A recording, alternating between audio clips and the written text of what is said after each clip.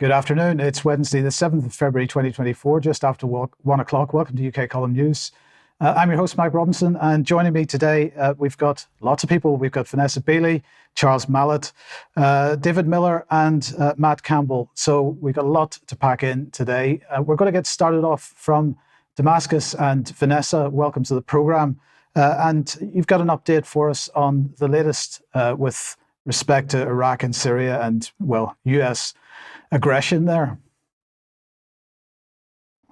So, of the 3rd of February, the US struck areas of Iraq and Syria on the border, basically, between Syria and Iraq. How the US is portraying the attack, of course, they're describing it as being in self-defense against the recent spate of attacks, more than 160 attacks by the Islamic resistance in Iraq against illegal US bases, both in Iraq and in Syria.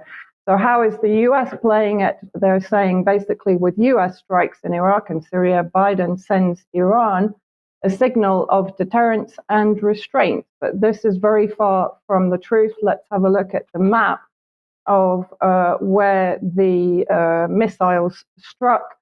The US claimed over 85 targets and that they fired 125 missiles. You can see immediately that the majority of the targets are on the border, as I said, between Syria and Iraq. Interesting to point out that many of the areas that were hit were previously controlled by ISIS, of course, a US proxy in both Iraq and Syria.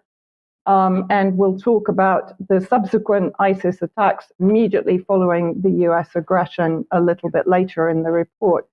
So let's have a look at the claims by the US that Tower 22 was what was hit in northeast Jordan. That is palpably untrue, according to source reports that I've received, both military and intelligence from inside Syria.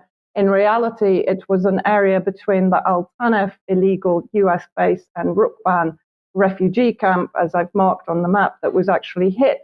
So effectively, the US was trying to deflect from the fact that they were targeted as an illegitimate military base inside Syrian territory. So that's why they've basically portrayed it as an attack on a US outpost in Jordanian territory. 2 B-1 bombers were brought in from the US and launched the attack from Qatar, Jordan, Kuwait, and I believe there were 4 F-16s. The UK, according to Russia, took part in the attack. Iraq immediately denied Washington's claim that they had notified the Iraqi government prior to the overnight attack. And as a result of Jordan's role in the attack, Iraqi ministers in the Iraqi parliament have initiated a proposal, if we can just move, thank you, to halt subsidized oil exports to Jordan. There has basically been international outrage at the disproportionate aggression, which has achieved none of its aims because it didn't basically target the Islamic resistance at all. It targeted Syrian Arab Army positions and PMU, the Popular Mobilization Forces positions in Iraq. And they, of course, are integrated into the Iraqi military. So I just want to show a very quick clip of the attack on Al-Qaim, which is on the Iraqi border, which shows how the US basically was trying to carry out very much a shock and awe attack, which effectively targeted many civilians, over 40 killed in this attack. We can just say.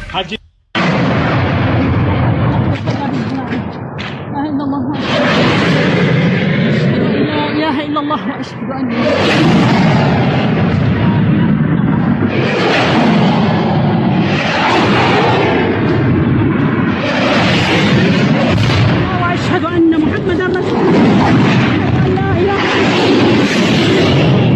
لا إله إلا الله وأشهد أن محمدا رسول الله أشهد أن لا إله إلا الله وأشهد أن محمدا رسول الله أشهد أن لا إله. As I said, the aggression was roundly condemned. Russia called an emergency meeting at the UN Security Council, which was yesterday, I think. Sorry, it was on Monday. And this is what part of what Navencia said at the meeting, if we can roll this. And this demonstrates once again to the entire world the aggressive nature of US policy in the Middle East and the full disregard of Washington for norms of international law. Participation in US attacks of the UK RAF should give no one the illusion that there is some sort of international coalition in place. London still has to respond for its zealous support of serious provocational attacks of its big brother in Washington, and also the ongoing attacks against Yemen. The actions of the Anglo-Saxons pose a direct threat to international peace and security. They undermine the world order based on the primacy of universal international law and the central role of the United Nations. Perhaps this kind of mob-like action is part of the so-called rules-based order. Ведь, как недавно в своем интервью сказал бывший посол Австралии в Иране Джон Лендер, это, цитирую, набор постоянно меняющихся, постоянно колеблющихся правил, разработанных Соединенными Штатами в интересах Соединенных Штатов и их западных союзников. Конец цитаты. Добавив, что, цитирую, одна из самых сложных вещей в порядке, основанном на правилах, это выяснить, в чем заключаются эти правила. Конец цитаты. Поскольку China also condemned the attack in very unequivocal terms. The United States claims that its actions were in response to the attacks on its military to safeguard its own security. Iraq and Syria have, however, already voiced strong condemnation. The US purports that it does not seek to create conflict in the Middle East. However, in reality, it does the opposite. History has repeatedly shown that military means is not the solution.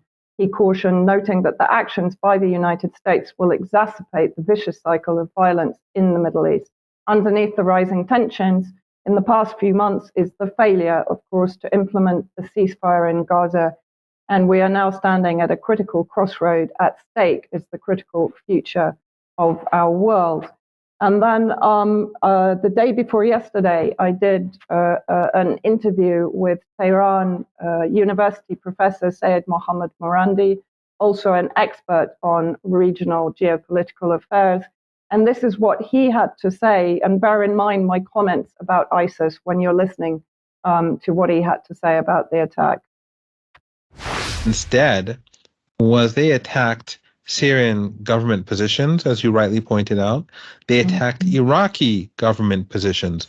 The popular mobilization forces in Iraq are part of the Iraqi armed forces, and they led the fight against ISIS.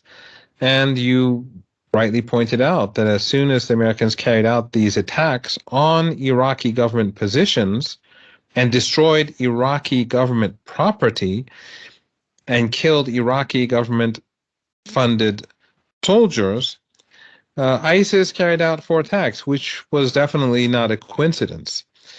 In the case of Syria, the Americans did the same. They attacked bases that are well known, that are there to protect the public against ISIS militants that are trained by the Americans, and which in Al-Tanaf or other regions they're based. They go out, attack Syrian soldiers, and then they go back to those bases. And they never attack the Americans because they don't bite the hands that feed them. So what the Americans did basically was that instead of retaliating against those people who carried out the attack, they went and attacked those troops that are fighting ISIS. And then also, of course, the whole notion of retaliation is meaningless because U.S.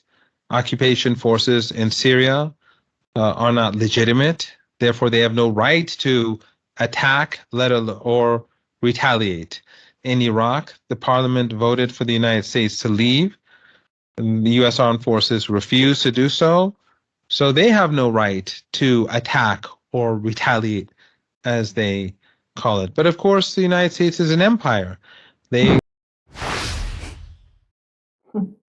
And interestingly, because during our conversation, of course, we pointed out that what the US and the UK are doing is to defend the genocidal Zionist settler state of Israel that is committing genocide against Palestinians on an hourly basis.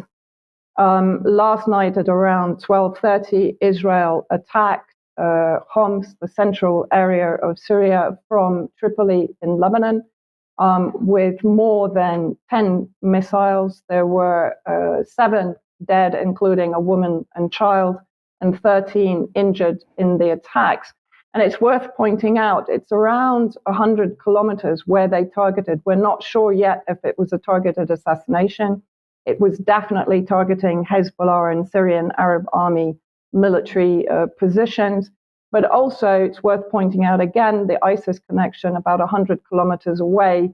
ISIS had recently carried out attacks against the hydrocarbon and oil fields to the east of Homs. I'm sure also a coincidence. Yes, okay. Thank you very much for that, Vanessa. Now, of course, Vanessa's just given a report on what's going on in the Middle East, but if the government gets its way, she will not be able to do that in the not too distant future, and the Online Safety Act is a reason for that. But let's not forget that yesterday was Safer Internet Day, so we should all have been celebrating that. Because if we're celebrating that, then we don't have the likes of Vanessa Beeley on the internet, and it makes it a much safer place, doesn't it? Let's look and see what they said. Young people's, they're particularly looking for young people's perspective, the organization that runs this, on new and emerging technologies. This is a special celebration. It's all about young people because that's the next generation. They're much more likely to accept the type of censorship that we're talking about here. They want to explain all about using the internet to make change for the better.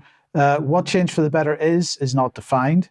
The changes young people want to see online. And finally, the things that can influence and change the way young people think, feel, and act online and offline. So now we start to get to what it's really about.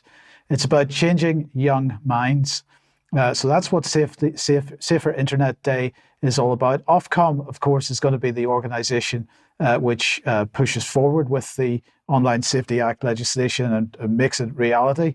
And they are running a consultation at the moment. I just want to remind everybody all about protecting people from illegal harms on the internet. Now, of course, we should be protecting people from illegal harms on the internet, but naturally this is already having a chilling effect on freedom of speech on the internet beyond what's being described as illegal harms. This is what they have to say. This is the first of 4 major consultations that Ofcom, as a regulator of the new Online Safety Act, will publish as part of our work to establish the new regulations over the next 18 months.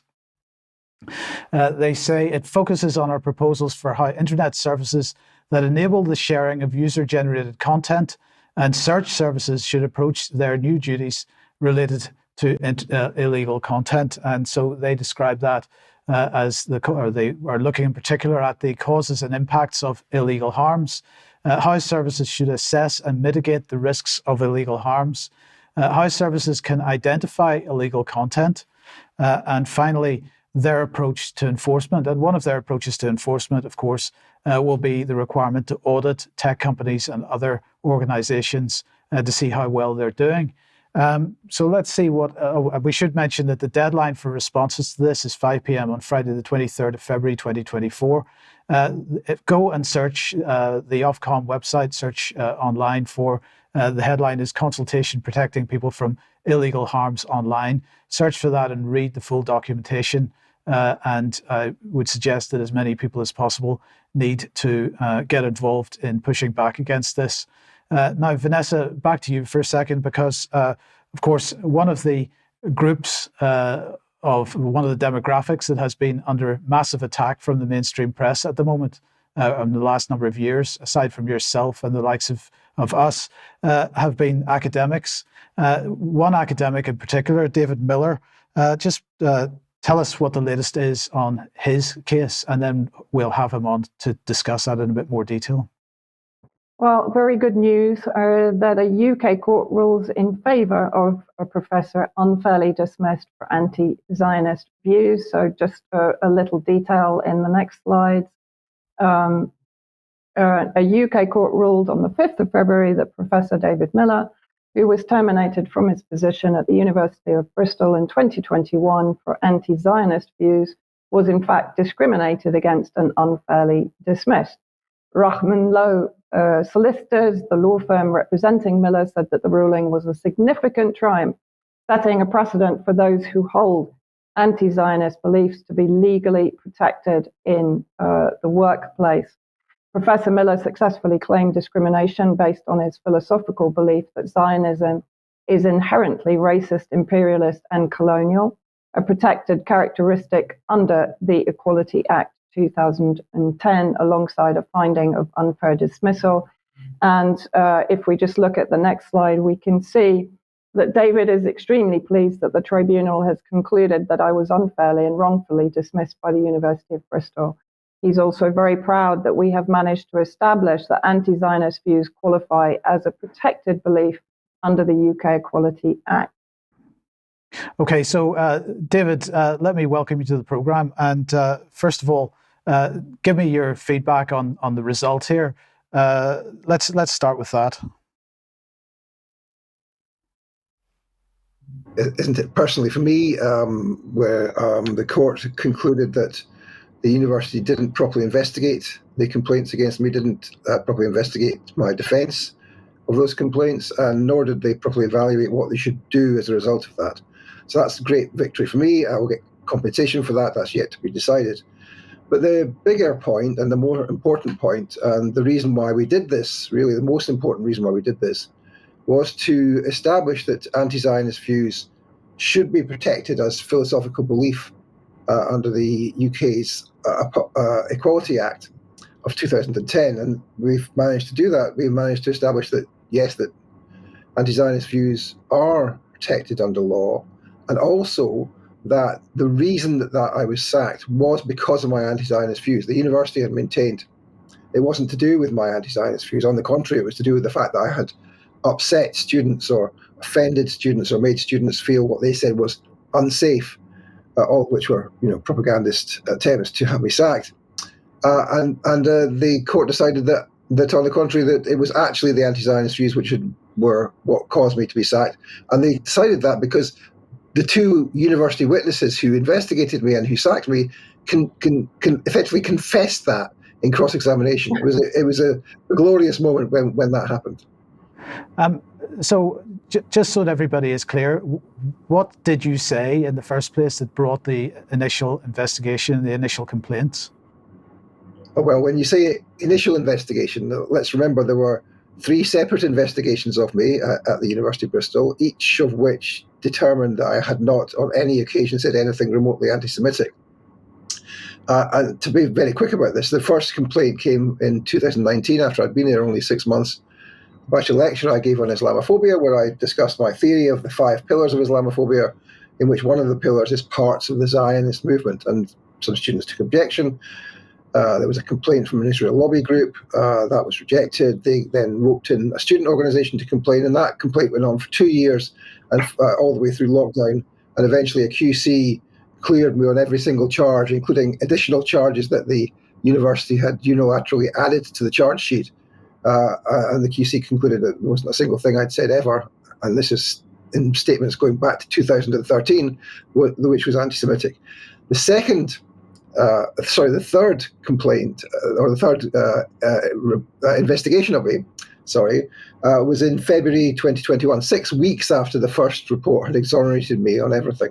And what I said then was, in a public meeting, not during work, for Labour Against the Witch Hunt, I said, and I can quote this exactly, it's burned into my memory, I said that, as some of you will know, I have been attacked and complained about by the president of the Union of Jewish Students and by the president of the Bristol Jewish Society. And that was the words which effectively got me sacked. They looked at some other words as well, but that was the words. And what I was doing there was factually stating what had happened to me. I had been attacked and complained about by these organizations, which are, of course, formally Zionist organizations. So there was this outpouring of horror and grief and wailing and gnashing of teeth.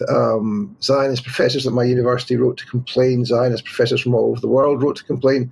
Over 100 members of the House of Lords and the House of Commons wrote to complain from, I think, 7 political parties, stunningly. And as a result, the university felt under pressure to sack me. They had another investigation which cleared me of anti-Semitism, but which determined that because some students had said that they were upset and that they felt threatened by my anti-Zionist views, that I should be sacked. And that was the reason that they maintained they had sacked me. And of course, as I've said, under cross-examination, they wilted and effectively confessed that the real reason was the terrible nature of my anti-Zionist views, which now stand as quite reasonable and mild expressions of anti-Zionism, which are protected under law.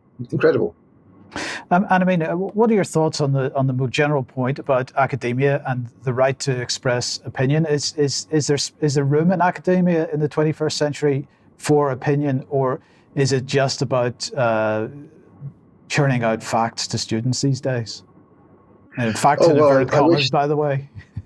I wish there were more facts being churned out, because, of course, that's the problem. You can't say facts. I mean, the interesting thing about this is that I've been studying propaganda, lobbying, and power for all my academic career.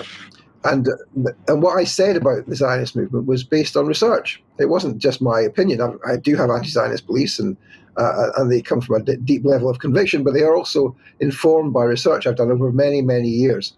And this is what I said to the court. I said, look, what was I supposed to do? I'm a social scientist. I found these things out. Should I not say them? Should I pretend that I don't know what Zionism is? Well, of course I can't. I can't do that. Otherwise, I would not be a social scientist. I would simply be a propagandist.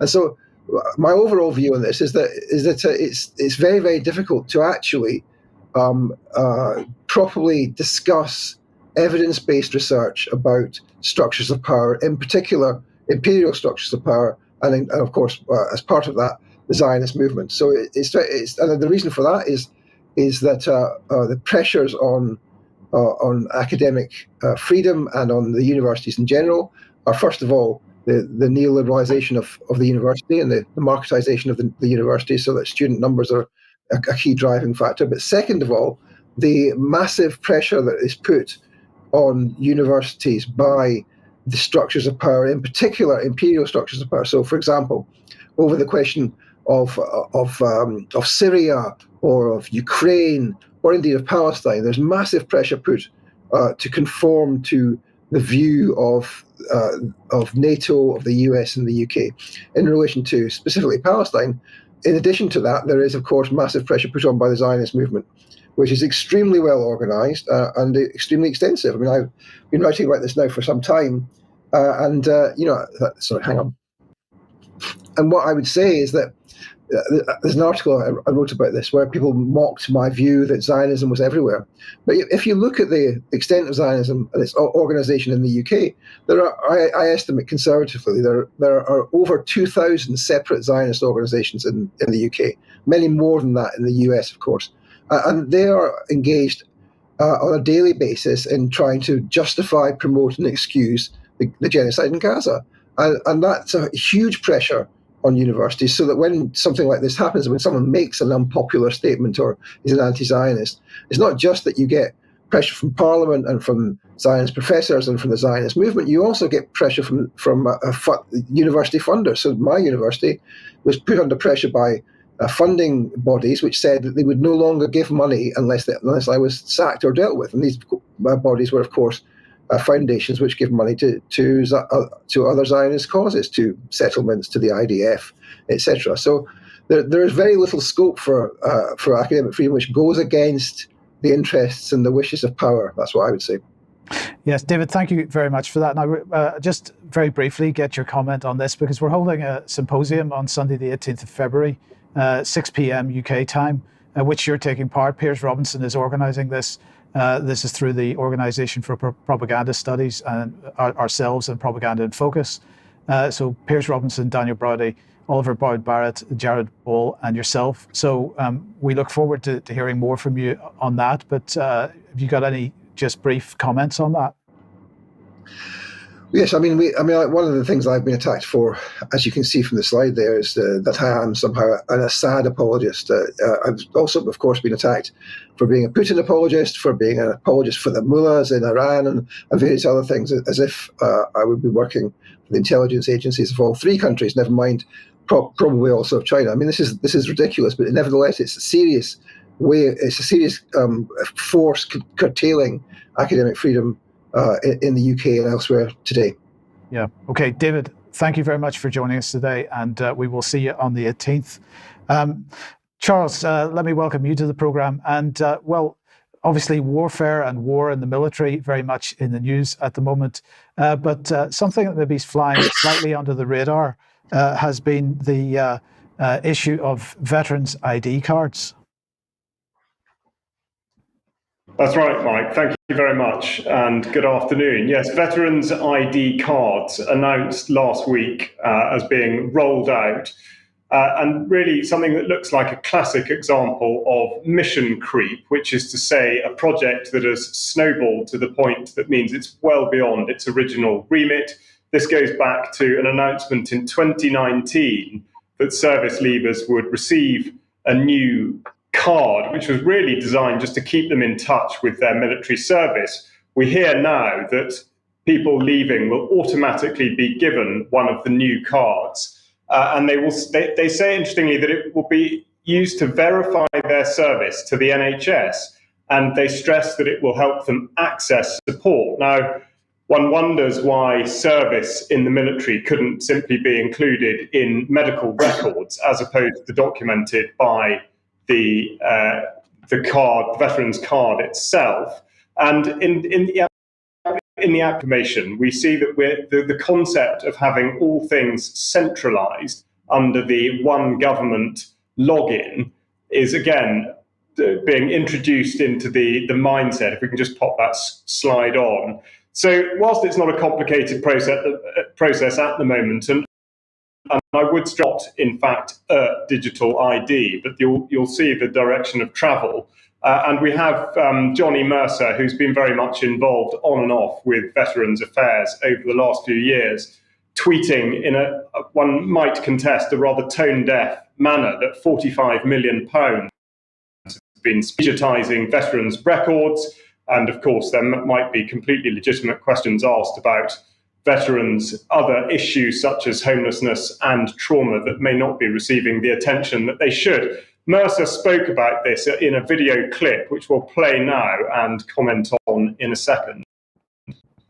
Promise around veterans ID cards about 15 months ago now to make sure that they were being rolled out. They started being rolled out last year. We wanted to get to a place where everyone can apply for it. We're now at that place. We're actually exceeding our targets. I promised 10,000 a month. Actually, we're through that already. Clearly, 2.2 million veterans in this country. It's going to be a big job to roll them out. But we've made commitments. We've hit all our timelines so far, and we'll continue to do that until we've rolled these out. In terms of money spent on it, this was the number one ask of the big six charities, and I think a country has a duty to understand where its veterans are, who they are, and what they're entitled to. To be frank, we spent £500,000 on a printer and other capabilities to get them out the door, but the majority of the work goes into digitising Vets UK, which should have been done 30 or 40 years ago to make sure that we understood where our veterans are and looked after them properly. So is it value for money? Absolutely. Has it been extraordinarily difficult to get it over the line because of all the working parts? Yes. And if it was easy, it would have been done by now. If there are some who may not want a veterans ID card, they're not mandatory, but for the vast majority of people, I think it's going to be a really useful addition to their lives. So, Charles, is this about understanding where veterans are so that they can get help, or is this about the government actually being nervous about veterans and wanting to understand where they are because they perceive them as being some kind of opposition? As always, the devil is in the detail, and exactly as you say, the three things that drop out of Mercer's words there. First of all, there are 2.2 million veterans in the country, which is a sizable percentage of the adult population. No bones about the, in effect, tracking and surveilling of veterans via this means. And the other thing, which I think would be easy to ignore, was the fact that he said this is not mandatory. Now, why would he say such a thing? It seems very jarring in the context with which he's speaking. We'll come back to that in a minute.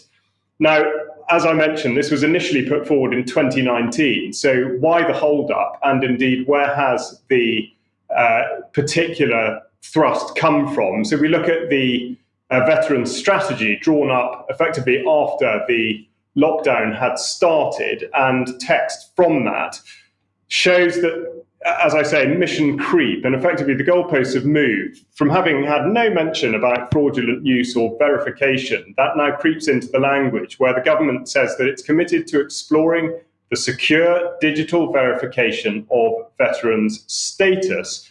Well, therefore, it should be little surprise to see that involved at the heart of that at that period was Tobias Ellwood, still serving as a reservist in 77 Brigade, which has recently been publicly sort of acknowledged to have spied on British citizens during the lockdown period. So Ellwood, a central character in this, and we should therefore look a bit deeper into the strategy, and in particular the specific note that enhanced data collection on the veteran community is absolutely underpinning this strategy. Further, the key themes list veterans and the law, with the rather surprising statement that veterans leave the armed forces with the resilience and awareness to remain law-abiding citizens. Now, reading between the lines, it looks very much like the conditions are being set for some sort of social credit system. And in order to go back to the theme of normalising these sorts of schemes and effectively laying down the foundations for digital identity, we'll have a look at a couple of examples that illustrate what I mean. For those that have served in the armed forces from the Commonwealth or overseas, they are given the right to settle in the UK when they've finished their service, but this is conditional upon a biometric residence permit. And we see that there's a further lure by the listing of a super priority service if you provide your biometric information, if your appointment is on a weekday, and so forth. So very much sort of ram down your throat that the security and convenience of it are exactly what you want to do. And then also, again, by sort of compartmentalizing and creating segments of society that are in effect captured by this. We see again an example here where the Post Office and Yoti are providing digital ID for the right to rent, and also the cinema, again, capturing young people, exactly like Mike was referring to earlier, proof of age, but under the digital ID sort of banner. So what exactly is this doing, and where's it come from? So we go back to what the government says about enabling the use of digital identities, and are they really being straight with us? I think it's very easy to see that the language is changing all the time. Now, the government, again, pains to say that they're not making digital identities mandatory, but also, and again, you will have seen that from the pairing with Yoti, the critical part here is that this involves the private sector and indeed the massive vulnerabilities that come with that. And I'm not suggesting that a state-organised project would be any more secure, but the point is that both the twin aspects of technical failure and vulnerability in terms of what might happen to data captured via these private organisations is a consideration that's been completely overlooked. And also there's very little statement in terms of what exactly is the purpose of this. There's no articulation of why it would be better to have a digital version of a hard copy of something that already works. And as if to further reinforce that, I had a back and forth with the Ministry of Defence 2 years ago in 2022, and similar language used, highlighted there. However, I should highlight veterans will continue to be able to access existing services without an ID card and under no duress to have one if they choose not to. Now, this was in response to my asking what such a thing might be connected to. And indeed, we now see that it is due to be linked up to all the services via the one login on the government. So in terms of how the future looks and what the Ministry of Defence says, is there necessarily a straight path between the two? And I would contest that might not be the case. The call for evidence for digital ID started in 2019, but of course the results didn't come through till after the lockdowns and all the rest of it had started in 2020. And we hear, surprise, surprise, that COVID-19 has accelerated changing lifestyles and working habits in the UK.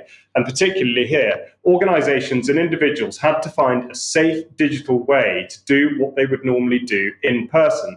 So the point to be made here is that whilst the government might be saying that these veterans' IDs are completely innocuous, they're a memento of service, they help you access the NHS, we can see that there's a clear track record of the goalposts moving on a very regular basis. And indeed, there are many other digital biometric identity schemes that have captured these particular segments of society. And I go back to there being 2.2 million veterans in the country.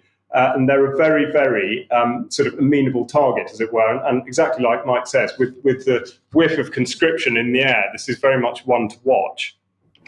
Charles, thank you very much for that. Now, let's move on. If you like what the UK Column does, you would like to support us, there are options to do that at community.ukcolumn.org.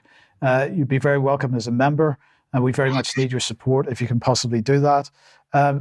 You could pick something up at the UK Column shop, but please do share anything you find on the various platforms, especially ukcolumn.org and ukcolumnextracts.co.uk.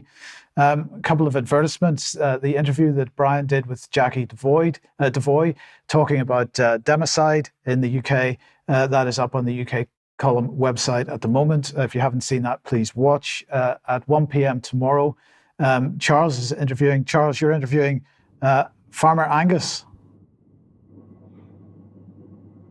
Indeed, yes, yeah. Farmer Angus. Yeah, I am here. Sorry, I thought. Yes, a Stellenbosch farmer who's come from the corporate world and completely sort of turned things around for a large plot of land where he's using regenerative farming techniques. And I think it would be a very interesting insight into the language that's been hijacked and manipulated surrounding the net zero agenda and exactly what carbon and carbon dioxide, how they do relate to agricultural practices as opposed to how they relate to restrictions upon our lives. Brilliant, thank you. And a quick advertisement for a couple of events. The Sounds Beautiful Festival 2024 taking place Dorset in Wimborne, June 27th to the 30th. There's a promotional code for this, UK Column, and if you pick up tickets with that code, they'll be holding a draw, and some winner or winners will receive either a refund or at least free tickets if they want to use them, or a refund on the tickets that they have. Another one to look out for is Stand in the Light. This is the Light newspaper and the Stand in the Park. Their event is taking place in Cumbria. This is on May the 24th to the 27th. Have a look for standinthelight.uk online, and you'll find more details on that. Now let's welcome Matt Campbell to the program. And Matt is the brother of Jeff. Jeff sadly passed away on September the 11th in the so-called attack in New York. Matt is on the left there. They have been in touch with the government and so on with respect to getting a new inquest into the situation on September the 11th. And, well, once again, the government seems to have rejected that. So let's just read a couple of paragraphs from the statement that the Campbell family has put out. So we're saddened to announce that for the second time, the Solicitor General for England and Wales, acting on behalf of the Attorney General for England and Wales, has refused our application for a fresh inquest into the death of our beloved son and brother, Jeff Thomas Campbell, on September the 11th, 2001. The Attorney General's first decision, issued in June of last year, was so legally indefensible that our letter notifying her of our intention to seek judicial review and our statement of facts and grounds compelled the Solicitor General to withdraw that decision last September. It turns out the Solicitor General withdrew the decision not for the purpose of conducting a more thorough, objective and legally sound review of our application, but rather for the purpose of concocting a new set of rationales and for denying the application. Matt, apologies. Let me welcome you to the programme. Tell us a little bit more about that. Yeah, thanks, Mike. I guess it's just lawfare. I mean, it's so frustrating. We're 22 and a half years on now. My brother's original inquest was in January 2013. And later on in that year, I basically wanted to go about getting his inquest reopened. And it's been a long journey just to get to where we are. It's so frustrating because, it took 22 months for them to make the decision last June, which was unlawful and irrational. We threatened litigation through applying for judicial review. They backed down and withdrew that decision. So we were kind of confident that, okay, they're going to make a new decision, but it would be a positive one. And they would basically, recommend and give permission for my brother's inquest to be reopened. Sadly, beginning of this year, they've come back with it's more of the same, but perhaps even more ludicrous the reasons why they're refusing to give permission to reopen my brother's inquest. Well, look, Matt. Just before we go into the specific reasons for this refusal, I just want to ask you about a general point, because there's a court case going on involving Richard D. Hall, and it was last Monday was the hearing. And the question was whether he would be allowed to present any evidence at the full court hearing, which is in the future at some point. And the rationale from the lawyers that he was facing was that all the facts were established in the inquest, and therefore there's no need to go over them again. This seems to be an attitude we're not just seeing in your case, but in other cases as well, therefore. And just want to get some thoughts on you, first of all, about where you think we stand on the facts as the various 9/11 inquiries have established at this point. You mean outside of the inquest, or outside of your specific inquest? Because my point is that the establishment of the facts of the day seems to be a rationale for all kinds of refusal to relook at things. Yeah, I mean, people, doesn't matter who I've contacted, will always cite the 9/11 Commission report. And obviously with the towers themselves and how they came down, they defer to NIST. That's what everyone seems to do. But, for me, you've got ongoing cases. I mean, it's very clear if we just look at one aspect of 9/11, which is Saudi Arabia's involvement. That cover-up started almost day one. I mean, I think within 2 days, 300 Saudis were flown out. So much has been blocked and not released to the families, even through, I think the FBI did an investigation in 2016 called Operation Encore. And a lot of that wasn't released. And I think, it's only in the last couple of years, I think Biden signed some sort of presidential executive order that released those documents, but they're still not fully redacted. We see more and more of Saudi Arabia's involvement. So, I mean, there's definitely been a cover-up going on for 20 odd years for, certain aspects of 9/11. And then you have the trials, the pre-trial still in Guantanamo Bay. That's, not going anywhere. And so it's so frustrating to me that, okay, we've had an inquiry, the 9/11 Commission report, but nothing's actually gone through a court of law. There's nothing that would actually stand up in a court of law. And, that's why bringing it back to the inquest, because there is this path, if you've got new evidence, if you can show that there was an insufficiency of inquiry, and there absolutely was, that we can petition the Attorney General to get a new inquest reopened. And for me, this is the best chance, always has been, of getting evidence, which is obviously very contrary to the official narrative, actually in a court of law, and to establish, what really killed my brother and obviously thousands of other people. And so what were the specific excuses this time round? Well, I mean, first of all, I guess they defer to, like I mentioned, the NIST, the National Institute of Standards Technology, and their reports. These, bear in mind, are reports that were not put in front of the coroner. So they're basically deferring to reports that the coroner never saw, which is not a reason why, we've given you evidence as to why the inquest should be reopened. The actual irony of citing those reports is they only go up to collapse initiation. They don't actually investigate how the towers came down, which ultimately killed my brother. So they're citing things like that. They say that none of our expert eyewitness testimony are actual eyewitnesses, which are first responders. That's police officers, medical responders, etc., who are witnesses to explosives, explosions, etc. That's not credible. The physics that you can see, which is the constant acceleration of the North Tower for 4 seconds, it can't do that if it's destroying stuff underneath. They've basically dismissed all that as saying it's not credible, but then in the same breath they say, oh, but we're not going to actually assign any of our own experts to examine your evidence. They've not engaged whatsoever with the 2,500-page application that we submitted.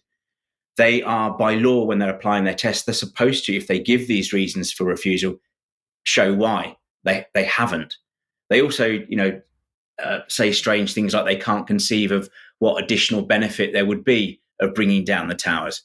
I mean, you're trying, a terrorist attack is basically to create as much terror as possible. You could argue, why did they just do 1 plane, not 4? Yeah, it's to create terror. Bringing down the towers is certainly going to terrify everyone, and to usher in all the wars and stuff that followed afterwards. It's just frustrating because that they haven't addressed anything that we have submitted, and they're just trying to dismiss it. But just like we were confident last September when we applied for judicial review or threatened litigation, and they backed down because they realised what they gave us in June was rubbish, and they would have lost in the High Court. I think what they're doing now is they still don't have a leg to stand on, so they're using these very wishy-washy arguments. They're just playing lawfare. They want to exhaust us. They know it costs a lot of money to engage a barrister to do judicial review, and they're just hoping that we give up. That's how I see what they're doing right now. They don't want anyone, particularly family members, questioning official narratives. It's a nightmare for them. Yes. Okay. Well, look, there is a crowdfunder because you are needing to raise a little bit of money for to take this forward. So that is on crowdfunder. Is that crowdfunder.com? The easiest way though is to go to ic911.org, and then there's a link there to this crowdfunder. It's a British crowdfunding website. I mean, we're trying to raise £60,000 by the 1st of March. The absolute cut-off point for us is the 3rd of April. And obviously we've got to engage a barrister and do work beforehand. So we've only got less than 4 weeks now. Pressure's on, but we did it last year. Within a few days to go to the deadline, we managed to raise the funds. People dug deep and helped. So we're hoping the same can happen this time around. Okay, Matt Campbell, thank you very much for joining us today. And we will be speaking more in the next couple of days. So there'll be more from Matt soon. Vanessa, let me welcome you back to the program. And what's the latest on Hezbollah? Sorry, no, it's do apologize. Charles next. And we're looking at, because you're in Africa at the moment, Charles, and so we're looking at conflict. Sorry, what's the word? Bail me out here. Thank you. Conflict minerals. Yes. Go ahead. I know I'm far away, but not that far away. Thank you, Mike. This is concerning the recent announcement in Kenya that there has been a discovery of what's called coltan. I'll go on to explain the significance of this, but you see the note from the Ministry of Mining, and the text of which, or at least a snippet of it, says that the minister says, "I'm pleased to declare that we have discovered coltan, columbite and tantalite in Kenya. Since coltan is a strategic mineral, the government will put in place the necessary documentation on development and traceability of the mineral. Coltan is among the minerals gazetted as strategic minerals." Now that last bit, strategic minerals, is very important.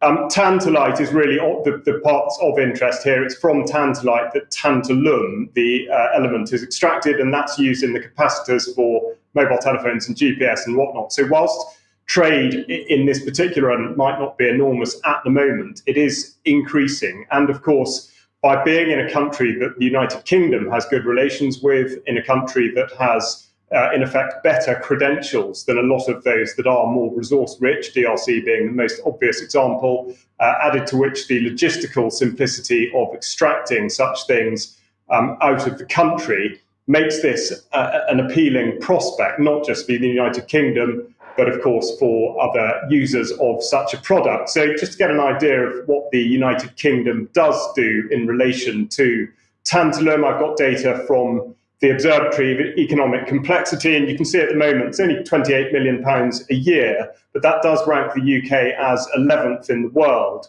for dealing, or at least importing, tantalum. Now, the significant detail is that most of this tantalum is imported from China, and it looks, therefore, very much like we are, in effect, sort of sourcing the mineral responsibly. But of course, that's not actually the case. Tantalum is referred to as being a conflict mineral, shown here on a page from the University of Edinburgh, the text of which says that conflict minerals are mined in conflict zones and used by armed groups to fund violence and wars. And of course, with all the various policy initiatives in the United Kingdom now, certainly we must not be seen to be doing such a thing. But highlighted here, it says, once mined, the minerals are shipped mainly to Asia, which is why we are able to buy minerals from China and make it look like that's where they're being sourced from. Of course, that's not really the case. In the critical mineral strategy for the United Kingdom, exactly like that of Kenya, we see tantalum there highlighted, and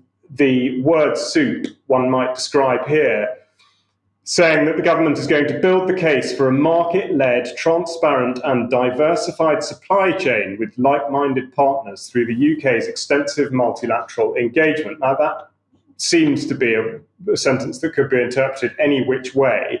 And at the bottom there, we see that sustainability, transparency, human rights and environmental goals come into play. Now, do they really, or is that not quite the case?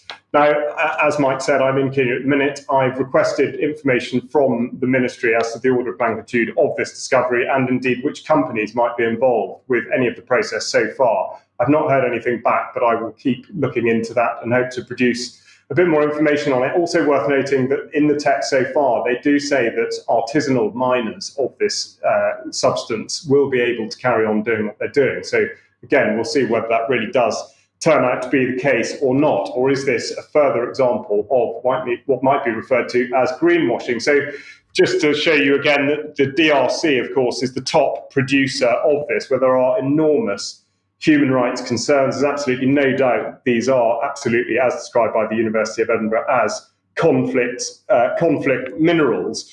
And it does make the UK's conflict mineral strategy look like a minefield of hypocrisy, in effect, suggesting that these minerals are being mined for the purposes of benefiting the environment and the economies of the countries that they're being extracted from. Whereas, of course, the reality is the destruction of the landscape and indeed, in effect, the subjugation or the servitude of the population that become involved with it.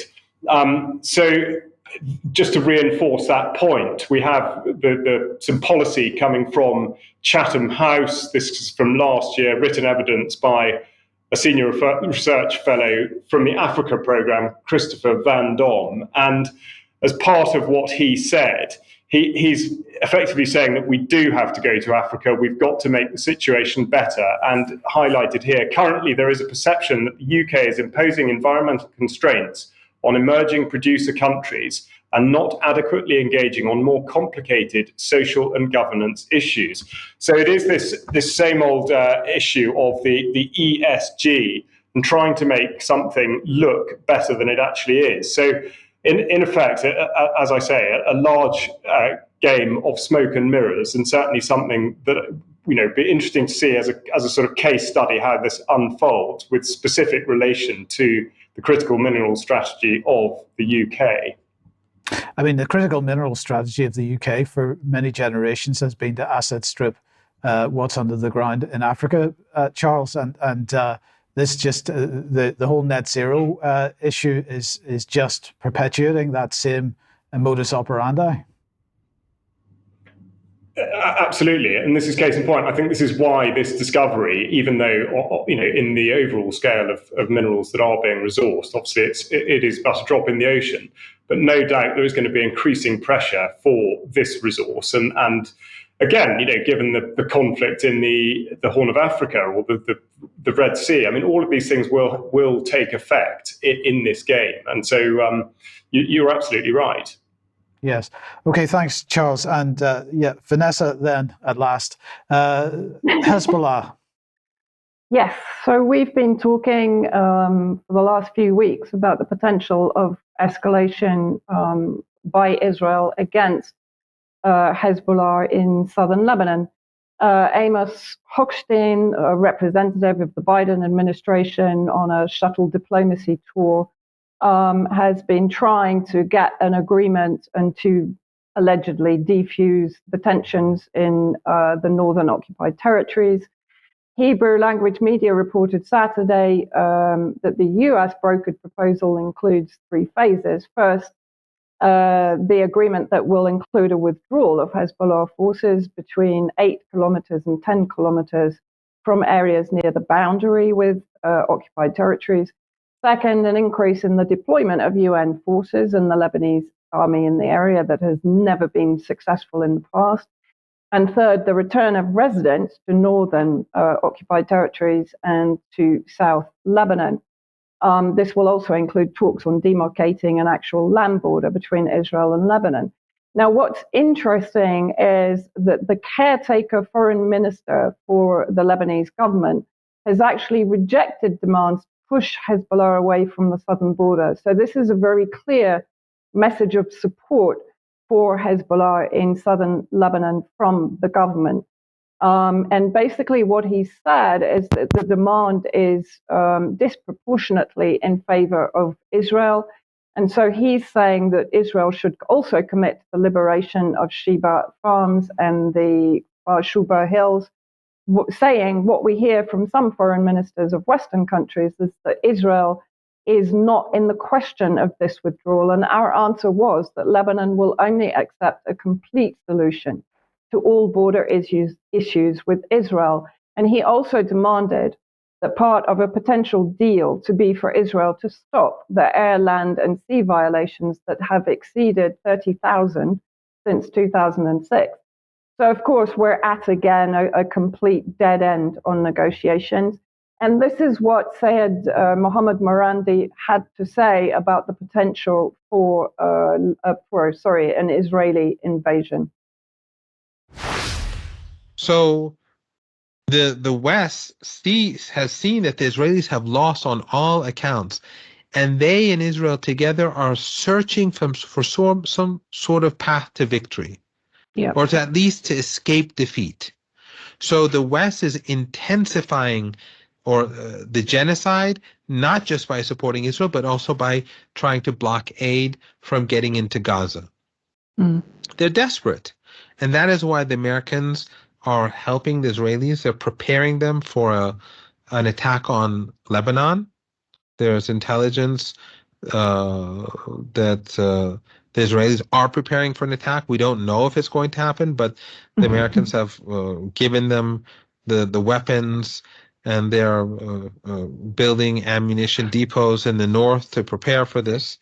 So the Americans and the Israelis, by expanding the war, whether in Yemen or Iraq or Syria or Lebanon, it's all being done to find a path to victory.